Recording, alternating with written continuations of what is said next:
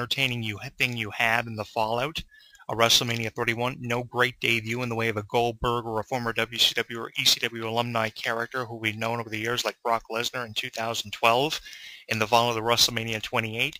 There was no great debut, only a new talented wrestler debuted. There were actually a couple of debuts. The night after WrestleMania 31, we had the Lucha Dragons and Neville, who have a lot of promise in the professional wrestling business, but no major debuts like Mankind in 1996 and Brock Lesnar, who I just referenced, in 2012. So many more critical things, so many more pivotal things have happened in professional wrestling over the last, I'd say, about 10, 15 years than what happened for the fallout of WrestleMania 31, which pissed me off even more. To make matters worse, Triple H wasn't there. Sting comes out on the WWE Network, discusses his future, didn't know what the future had in store for him. He tells us he's going to reach out and grab anything that WWE throws his way. And again, whatever happened to pushes of Dolph Ziggler, whatever happened to Roman Reigns? Roman Reigns has just been killed off, chasing after the championship to make room for Randy Orton and Seth Rollins. Again, Randy Orton is always at the forefront of the WWE, and right now he's being put over as a fan favorite to feud with the Authority because there's nobody else in a position to feud with the Authority, which really irritates me because, he had so much hype for Roman Reigns. It's not that I've been a critic of Roman Reigns ever since he won the Royal Rumble match. It's just, you had so much hype behind Roman Reigns. You have him win the Royal Rumble, go to WrestleMania, have half the WrestleMania main event be against Brock Lesnar himself. He comes so close within inches of winning the title, and here comes that piece of shit Seth Rollins, a representative of Triple H and the Authority. Triple H and Stephanie's second bitch in line to Randy Orton, with Randy Orton coming in first place, leading that line of bitches throughout WWE. Here comes Seth Rollins to win the title, and then he claims the same thing CM Punk did when Punk won the title back in 2011 at Survivor Series. He said that everybody should get used to him being champion because he was going to be champion for a very long time. And I can only go about 4 or 5 months maximum with Seth Rollins being champion. After that 5th or 6th month is up, it's time for someone else to be champion, even if it is Randy Orton. I would go for an additional reign of Randy Orton's multiple reigns. We have seen him hold both the WWE and World Heavyweight Championship, even the two titles at the same time. WrestleMania 30, of course, I'm referring to that triple threat match between himself, Dave Bautista, and Daniel Bryan, which Daniel Bryan came out on top with, winning the WWE World Heavyweight Championship, becoming the second wrestler in history to win the unified championship since it was unified back in December of 2013. Randy Orton has had a great career in WWE. Don't get me wrong or take anything that I've said out of context towards Randy Orton being Triple H's bitch. He's had a phenomenal career. He's defeated legends. He's established himself for being the legend killer. He's been a tag team champion. He's been Intercontinental champion, one of the longest reigning IC champions of the last 15 years. He had a great run as Intercontinental champion. He's faced everyone from The Undertaker to Edge and beaten them all. Actually, at one point in his career, he defeated everybody at least once that he feuded with. So, the careers of John Cena and Randy Orton very frighteningly well resemble each other. So I can see why Randy Orton would always be that guy to fill that vacancy, that void, when John Cena is always out with a major injury or leaving because of some personal issue and gone for a number of months. But as soon as John Cena comes back, Randy Orton is just pushed to the side to make room for John Cena's return, winning the title, or feuding with someone like The Rock or The Undertaker. It's always about Randy Orton filling that void, and it's never about someone like a Daniel Bryan or a Wade Barrett being given the opportunity to do that. And we do see people like The Miz and Wade Barrett going to the top of WWE, but how long do their rise to the top of WWE actually last before they're knocked off that proverbial pedestal by someone like a Randy Orton? It's always because WWE have an incredible amount of faith, more so Triple H and Stephanie have more incredible faith in someone like Randy Orton because of their family's reputation and just because of their friendship they've had for years. They have more faith and understanding when it comes to someone like a Randy Orton or a Dave Bautista, and I really hate that because so many wrestlers are being put on the proverbial back burner. They treat legends like Sting like shit because they have represented WCW for years and remained true to their loyal brands over the years, feuding with WWE, so they kick Sting in the face and they destroy Brock Lesnar's legacy by having him lose to Triple H within 2 matches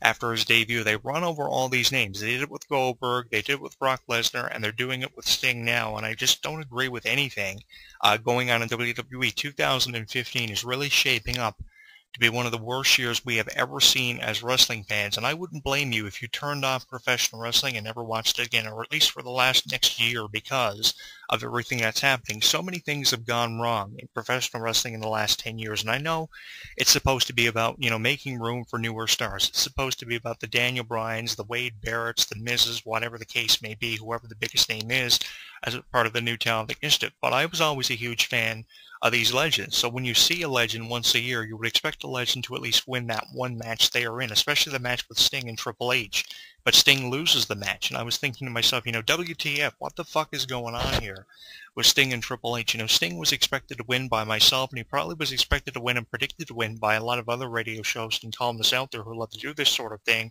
by posting blogs on Facebook or Twitter. The thing is, I had predicted Sting to win. I was faithful to Sting. I had every faith in Sting that Sting was going to pull it out against Triple H, and he upset me by losing the match, and it upset me even more that Triple H got away with defeating Sting the way that he did. You kick a legend like Sting in the face, and you tap that off by giving Seth Rollins the championship after leading us to believe that it was going to be Brock Lesnar and Roman Reigns one-on-one from the beginning of the match to the conclusion of the match, which it wasn't. Roman Reigns came within inches of winning the title. I'm picking up for Reigns here. Here comes Seth Rollins to cash in. So I'm hoping a prediction of Roman Reigns versus Seth Rollins for the championship happens at some point during the summer, and Roman Reigns gets at least one reign as champion in there. Although it may not seem to be going that way, I'm hoping we're going to see something like Roman Reigns versus Seth Rollins. We have seen Roman Reigns versus Seth Rollins on and off again with matches that have had no significance, only to promote a feud that involved Shield members. But we have never seen a match between these two for the championship. So let's get going with something more probable for Roman Reigns, because I am in doubt of Roman Reigns having any sort of a future with professional wrestling. Another way this could go is if Randy Orton wins the championship, we could see Randy Orton versus Roman Reigns by SummerSlam 2015, which would be a great way of putting over Roman Reigns. Nobody can beat Randy Orton in the absence of John Cena. Here comes Roman Reigns, spears Randy Orton with a Superman punch before the spear, and then he becomes champion to continue the legacy of up-and-coming names becoming champion at SummerSlam, just as Randy Orton did back in 2004. It would be funny to see Randy Orton do the same sort of thing in 2015, 11 years after becoming the champion for the first time in his career, for Roman Reigns, passing that proverbial torch, which we have allegedly seen passed so many times over the years, and Randy Orton could do that for Roman Reigns. And there are countless others that Randy Orton could feud with in a program that make more sense than seeing Seth Rollins feud with the likes of someone like a Kane or a Big Show, which we obviously would see if Seth Rollins was to retain the championship month after month after month. There's just something about Randy Orton being champion and feuding with people like Kane that makes more sense. I mean, look at all the matches Kane and Randy Orton have had over the years. We have never seen a match between Kane and Randy Orton for the championship. We have never seen a match between Randy Orton and, say, someone like a Mick Foley for the championship. So there is a lot that we could see over the next couple of months if Randy Orton was to become champion. Yes, we have seen them go one-on-one for titles like the IC title and the tag team titles, but we have never seen them go one-on-one for the championship. So there's so much in the way of creating something with Randy Orton being champion. So I understand the logic of him possibly knocking off Seth Rollins, and it would be a great way of capping off the feud between Seth Rollins and Randy Orton, with Randy Orton getting redemption, if you would, for Seth Rollins taking him out last November, because it hasn't been since last November since we have seen Randy Orton in the WWE. So I understand Randy Orton coming back and getting that redemption, but Randy Orton versus Seth Rollins, there's just something about it that doesn't entertain me at all. I'd rather see a big match between two legends, or I'd rather see someone like a Wade Barrett or a Daniel Bryan come from out of nowhere and win the championship in the way of, say, a Money in the Bank briefcase like we saw with Seth Rollins, only with the briefcase being under the arm of someone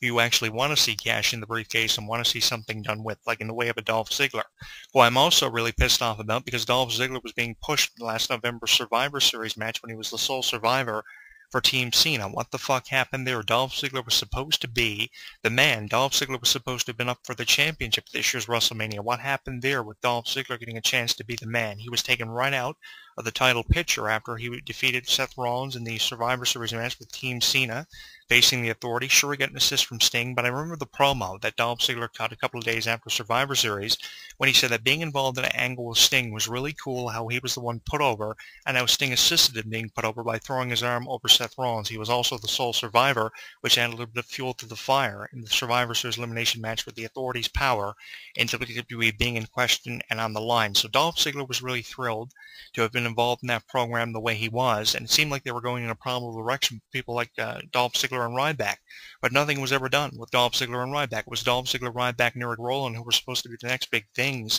in WWE because of Sting, promoting Sting versus Triple H months before WrestleMania 31, and nothing was ever done with their characters. We're seeing Ryback and Dolph Ziggler ran over now. Dolph Ziggler is putting over Daniel Bryan as the Intercontinental Champion. If anything, Dolph Ziggler or Wade Barrett should still be Intercontinental Champion or be champion for the fourth or fifth time in their career, because Dolph Ziggler was in line for a push, but now they're having nothing done with their characters, going back to how Randy Orton is Triple H's proverbial bitch, and it seems to be going to stay that way for a very long time until either someone like a Dave Bautista or Brock Lesnar comes back. Another issue that I have is whatever happened to Brock Lesnar versus Randy Orton and its potentiality. There was a lot of potentiality going with Brock Lesnar and Randy Orton, and nothing was ever done with that feud. You could have created so much. You could have had Paul Heyman align himself with Randy Orton, promoting Randy Orton for the first time ever, turning on Brock Lesnar. Brock Lesnar could have been squared of the title from Randy Orton, and that would have been a great main event to see this year at WrestleMania, as opposed to Brock Lesnar and Roman Reigns. Okay, you don't have any faith in Brock Lesnar versus Roman Reigns going one-on-one, so you have Randy Orton versus Brock Lesnar in a match that we've been wanting to see for forever, with Randy Orton being one of the first suggested opponents for Brock Lesnar to have had when Brock Lesnar came back to WWE